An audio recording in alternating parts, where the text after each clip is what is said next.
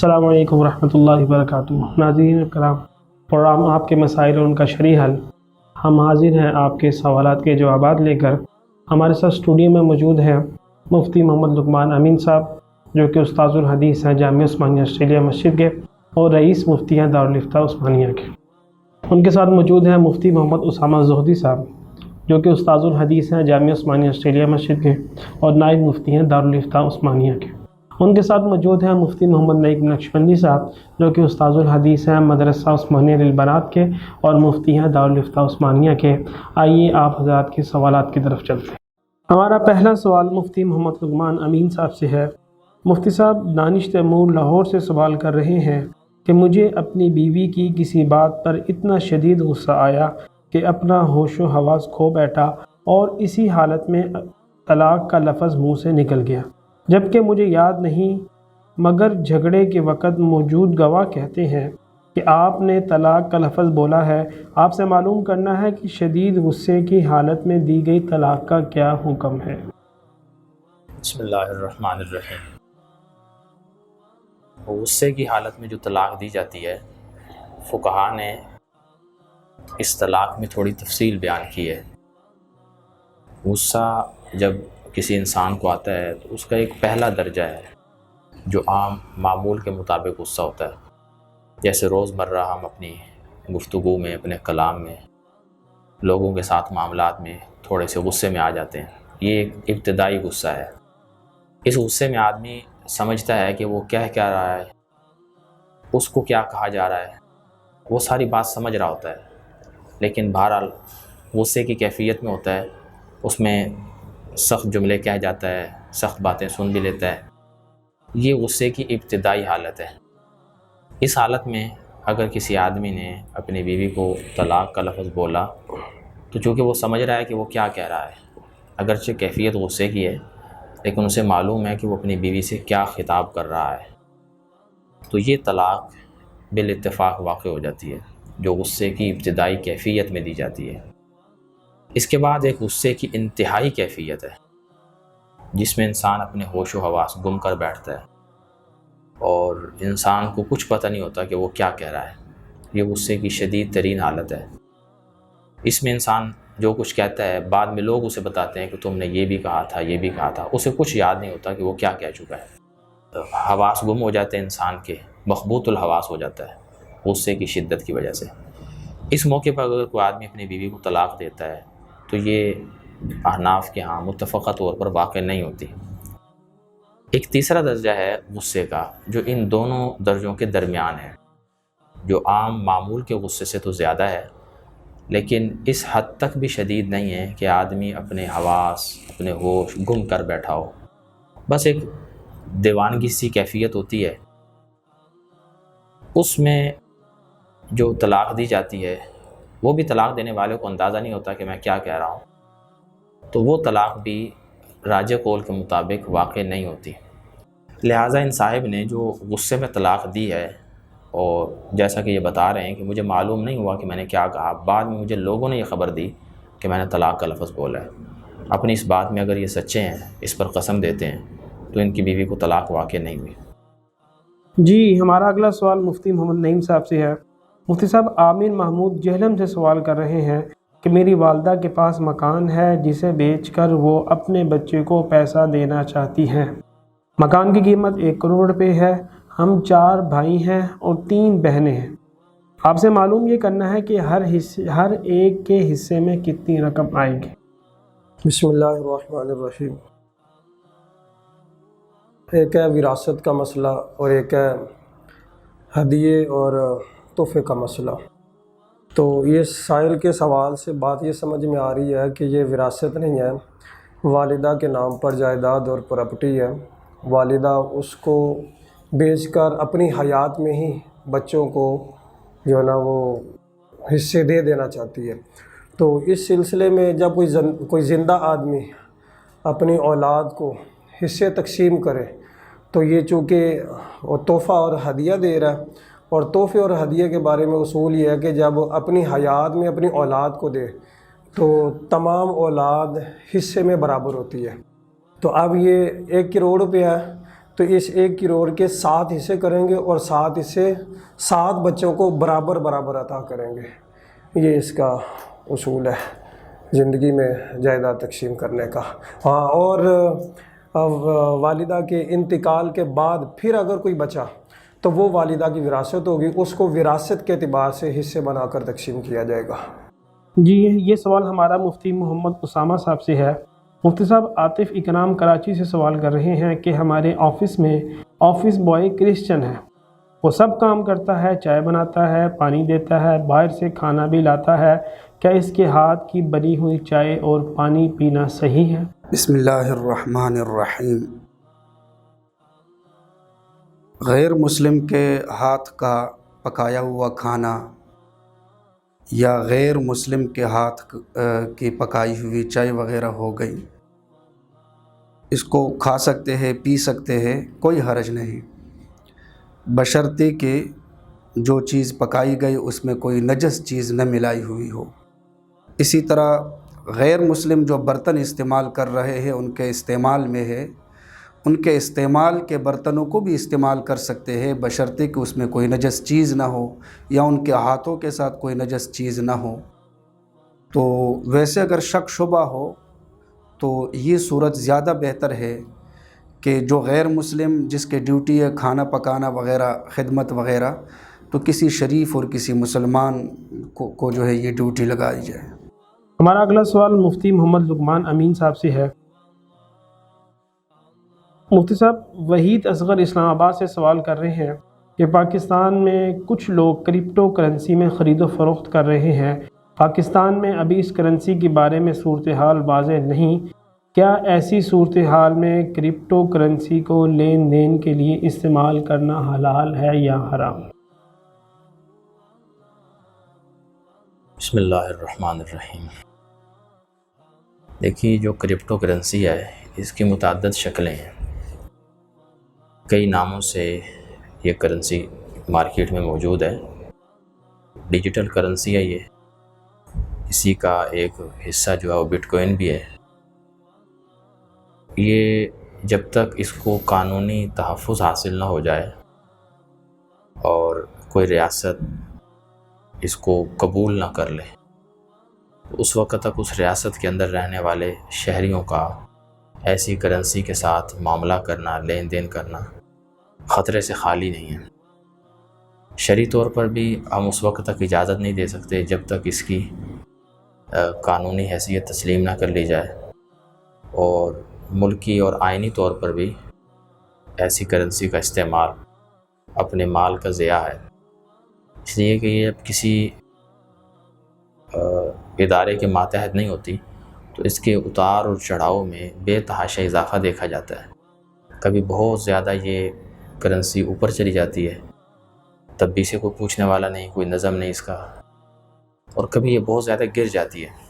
جیسے ابھی حالیہ دنوں میں بٹ کوئن جو ہے وہ تقریباً 35% گر گئی، اور اس میں بہت زیادہ لوگوں کا نقصان ہوا۔ تو اس لیے اس سے اجتناب کرنا ہی بہتر ہے۔ جہاں تک پاکستان کی صورتحال ہے تو ہمیں اب تک جو بات معلوم ہے وہ یہی ہے کہ اسے ملکی درجے میں، ملکی لیول پر ابھی تک اس کو قبول نہیں کیا گیا۔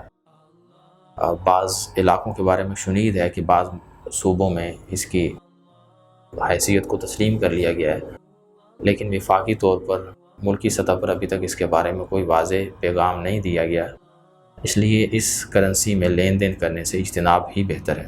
ہمارا اگلا سوال مفتی محمد نعیم صاحب سے ہے۔ مفتی صاحب، جمال الدین ناصر سیالکوٹ سے سوال کر رہے ہیں، ایک شخص کا بغیر نکاح ایک بیٹا ہے جس کا سب اہل علاقہ کو علم ہے، اور متوفی نے کئی لوگوں کے سامنے تسلیم بھی کیا ہے۔ اب تقسیم وراثت کے وقت بغیر نکاح پیدا ہونے والے بیٹے نے وراثت کا دعویٰ دائر کیا ہے۔ متوفی اپنی زندگی میں اس بیٹے کے تمام اخراجات ادا کرتا رہا ہے اور اپنے ساتھ گھر میں بھی رکھا، جبکہ بغیر نکاح پیدا ہونے والے بیٹے کی والدہ سے متوفی نے کبھی نکاح نہیں کیا۔ اب وراثت کے بارے میں اسلام کا کیا حکم ہے؟ دیکھیے، وراثت کے بارے میں قرآن کریم نے جو اصول بیان کیا ہے وہ مردوں اور عورتوں کے لیے ایک یکساں اصول بیان کیا ہے۔ وَلِلرِّجَالِ نصیب مما ترک الوالدان والاقربون، کہ وراثت کے جو حقدار ہیں، چاہے مرد وارث بنے یا عورت وارث بنے، وہ قریبی رشتہ دار وارث بنتے ہیں۔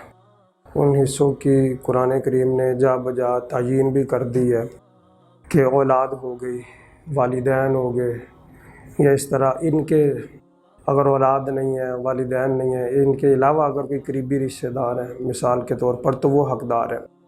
تو وراثت میں حقدار رشتہ دار ہوگا۔ تو سوال میں جو جیسا کہ سائل نے خود ہی واضح کر دیا کہ یہ بغیر نکاح کے اولاد ہے، تو لہٰذا اس کا اس متوفی کے ساتھ ہے، مرنے والے کے ساتھ کوئی رشتہ نہیں ہے، یعنی شرعی طور پر نہ یہ اس کا بیٹا کہلائے گا اور نہ ہی شرعی طور پر وہ اس کا باپ کہلائے گا۔ تو وراثت تو ملتی ہے بیٹے کو یا باپ کو، لہٰذا یہاں پر جب شرعی طور پر ابوت اور بنوت کا کوئی رشتہ نہیں بن رہا، تو لہٰذا اس کے لیے وراثت بھی نہیں ہوگی۔ وہ ایک الگ بات ہے کہ بغیر نکاح کے یہ جو اولاد حاصل کی گئی ہے اور اس کے اخراجات کرتا رہا ہے اور اس کو اپنے پاس رکھا ہے، اور دوسرا پھر لوگوں کی اس پر شہادتیں بھی موجود ہیں کہ شادی نہیں ہوئی، اور جو ہے نا وہ لڑکا بھلے جو ہے نا وہ بنوت ہونے کا، بیٹا ہونے کا دعویٰ کرتا رہے، لیکن جب تک نکاح ثابت نہ ہو جائے یا اپنا نسب نکاح کے ذریعے ثابت نہ کر دے، تب تک یہ وراثت میں اس کو حصہ نہیں ملے گا۔ اب یہ اس کے بغیر رشتہ داری کے بغیر حصہ نہیں بن سکتا وراثت میں اس کا۔ ہمارا اگلا سوال مفتی محمد اسامہ صاحب سے ہے۔ مفتی صاحب، زہیب حسن گجرانوالہ سے سوال کرتے ہیں، اگر کسی شخص کو احساس ہو کہ وہ مر رہا ہے تو موت کے وقت اس کو کیا کرنا چاہیے؟ بسم اللہ الرحمن الرحیم۔ اگر کسی کو پہلے سے ہی پتہ چل جائے کہ اس نے مرنا ہے ابھی، یا وہ مر رہا ہو یا ایسی کوئی علامات ہو، تو یہ زیادہ بہتر ہے اس سے کہ اچانک کسی کی موت واقع ہو جائے، چونکہ اگر پتہ چل جائے تو اس کو موقع بھی مل جاتا ہے، لین دین کی تکمیل بھی ہو جاتی ہے۔ تو اگر کسی کو پتہ چل جائے، ڈاکٹروں نے بتا دیا یا ایسی کوئی بیماری ہے یا کوئی اور ایسی علامت ہے، اسے چاہیے کہ سب سے پہلے تو وہ توبہ کرے، صدق دل کے ساتھ سچی توبہ کرے۔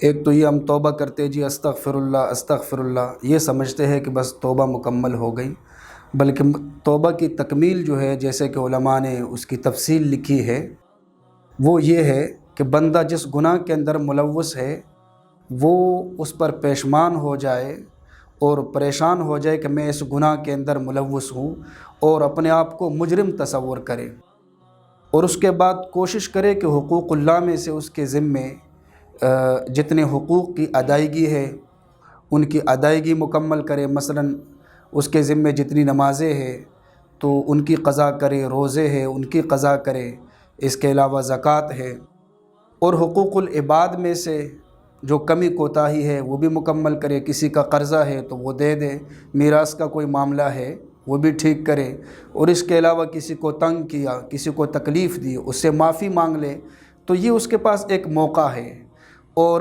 فوراً گناہ سے پیچھے ہٹ جائے، یعنی گناہ کو چھوڑ دے، اور آئندہ کے لیے عہد کرے کہ میں گناہ کے قریب تک بھی نہیں آؤں گا۔ تو ایسے بندے کو چاہیے کہ زیادہ سے زیادہ جتنا اس کے پاس وقت ہے نیک اعمال کرے، اور زیادہ سے زیادہ نیک اعمال بھی کرے اور سچی توبہ بھی کرے، اور اللہ کی طرف متوجہ۔ ہمارا اگلا سوال مفتی محمد لقمان امین صاحب سے ہے۔ مفتی صاحب، شعیب ظفر ہالینڈ سے سوال کر رہے ہیں کہ میں ہالینڈ میں رہتا ہوں اور ایک ایسے ریسٹورنٹ میں کام کر رہا ہوں جو شراب پیش کرتا ہے۔ میں طالب علم ہوں اور مجھے ضروریات کے لیے رقم کی اشد ضرورت ہے، کوئی متبادل کام بھی نہیں مل رہا، کیا میں جائز کام ملنے تک یہ کام کر سکتا ہوں؟ بسم اللہ الرحمن الرحیم۔ مغربی ممالک میں مقیم مسلمانوں کا اپنی معاشی ضرورت کی تکمیل کے لیے ایسے مختلف ہوٹلوں میں اور ایسی جگہوں پر خدمت کرنا، ملازمت کرنا جہاں پر حلال حرام کی تمیز کے بغیر کھانے کی چیزیں مہیا کی جاتی ہوں، اس میں علماء نے یہ وضاحت کی ہے کہ اگر تو ان کا کام براہ راست کسی حرام چیز کے لانے لے جانے پر، کھانے کھلانے پر نہیں ہو تو ان کے لیے ایسی ملازمت کرنے کی اجازت ہے۔ اگرچہ اس سے بہتر ملازمت ملتی ہو جہاں حرام کا تعلق بالکل نہ ہو تو وہیں ملازمت کرنی چاہیے، لیکن اگر نہ ملے تو اس کی بھی گنجائش ہے کہ ایسی جگہ کام کرے جہاں پر حرام چیز بیچی خریدی تو جاتی ہے، لیکن اس آدمی کا تعلق حرام چیز کے بیچنے سے یا خریدنے سے یا مہیا کرنے سے نہیں ہے، اس کی تو اجازت ہے۔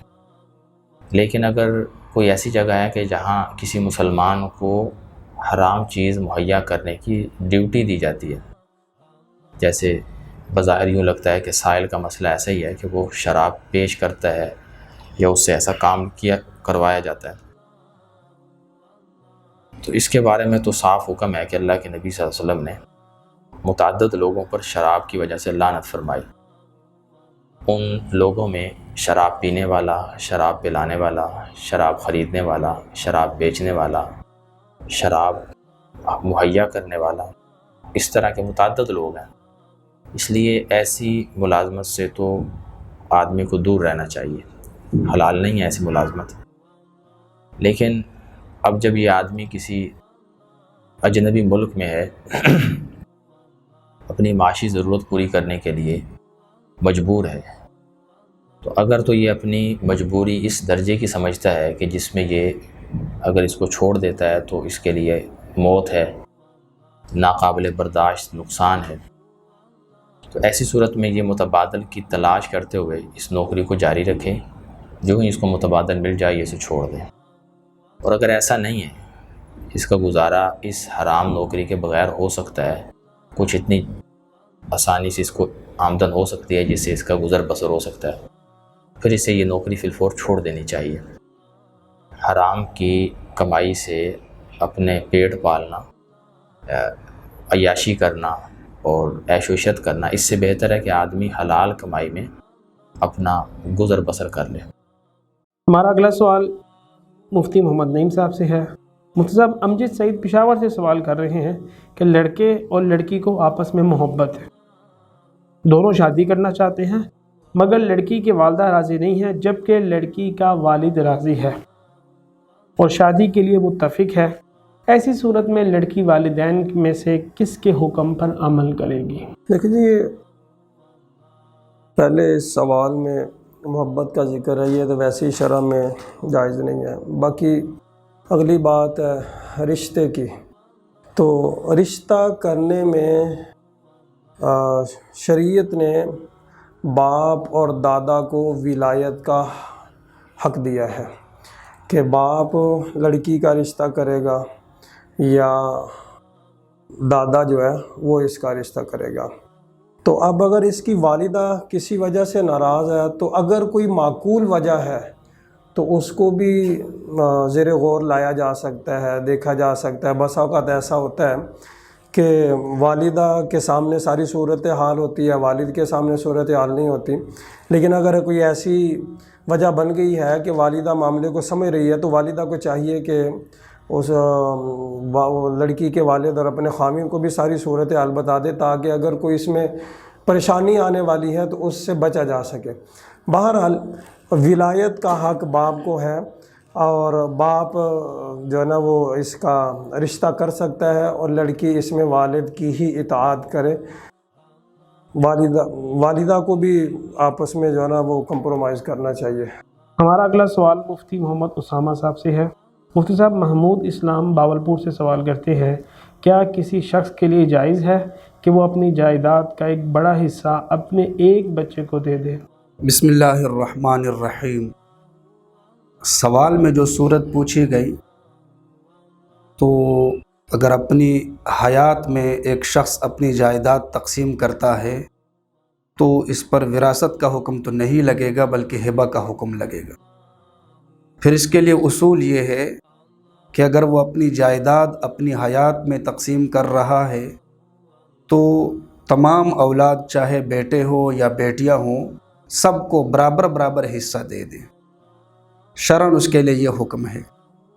ہاں لیکن وہ مختار بھی ہے، اگر مناسب اور معقول کوئی سبب ہو، کوئی وجہ ہو، تو ان میں سے کسی کو زیادہ حصہ بھی دے سکتے ہیں۔ مثلاً اولاد میں سے کوئی بیمار ہے، بے سہارا ہے، کوئی مریض ہے، یا اس کے علاوہ غریب ہے، یا وہ دین کی خدمت کر رہا ہے، یا والدین کی زیادہ خدمت کر رہا ہے، کوئی بھی معقول وجہ ہو، تو باپ کو یہ بھی اختیار ہے کہ اس معقول وجہ کی وجہ سے کچھ زیادہ بھی اس کو دے سکتے ہیں۔ لیکن اگر وہ اس وجہ سے کسی ایک کو زیادہ دے کہ باقی محروم ہو جائے، یا جو باقی اولاد ہے ان کا نقصان ہو جائے، یا اس میں ضد، بغض اور حسد اور اس طرح کی بیماریوں کا عنصر بھی شامل ہو جائے، تو ایسی صورت میں ٹھیک ہے، اس شخص نے جو بھی اپنی جائیداد میں سے جو بھی تصرف کیا وہ تو نافذ ہو جائے گا، لیکن اللہ کے ہاں وہ مجرم ہوگا اور گناہگار ہوگا۔ تو ناظرین محترم، یہ تھے آج کے آپ کے سوالات کے جوابات۔ مزید سوالات بھیجنے کے لیے نیچے دیے گئے نمبروں پر رابطہ کیجیے، انشاءاللہ آپ کے سوالات کے جوابات پروگرام کے ذریعے پیش کر دیے جائیں گے۔ تب تک کے لیے اپنے ادارے جامعہ عثمانیہ آسٹریلیا مسجد کو اور اس کے رفقا کو اور اس کی تمام ٹیم کو دعا میں ضرور یاد رکھیے گا۔ اللہ حافظ۔